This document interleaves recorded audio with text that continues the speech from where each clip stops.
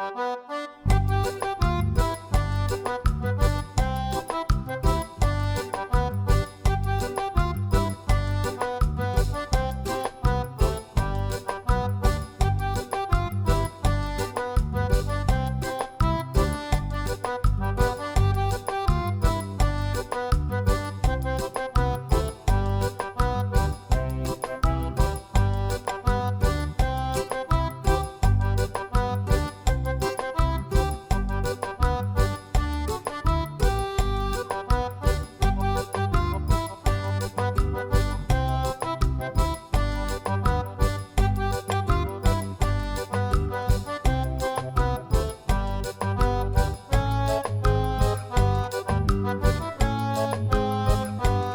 ข่ขาวไข่แดงก่อนเลย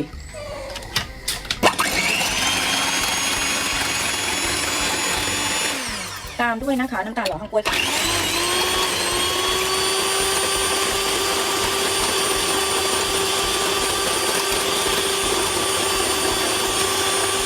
ตีจนไข่สีเปลี่ยนสีนะคะเป็นสีนวลค่ะ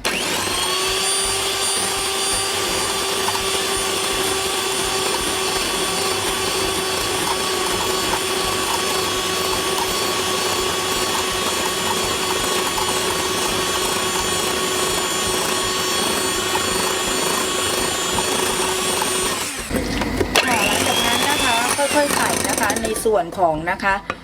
เนยละลายไว้นะคะ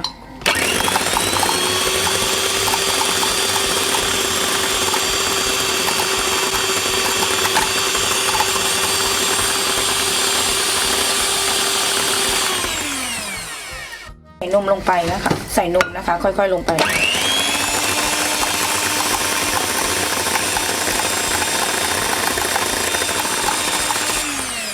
ค่ะค่อยๆใส่นะคะในส่วนของแป้งนะคะอันนี้ก็คือแป้งอัลมอนด์นะคะ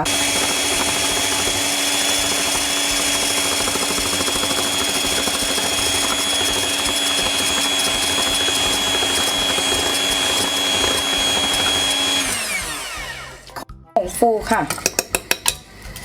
เผาเบอร์ค่ะใช้ข้อมือ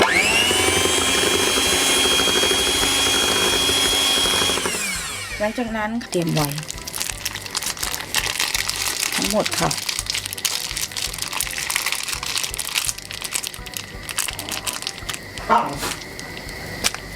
แล้ว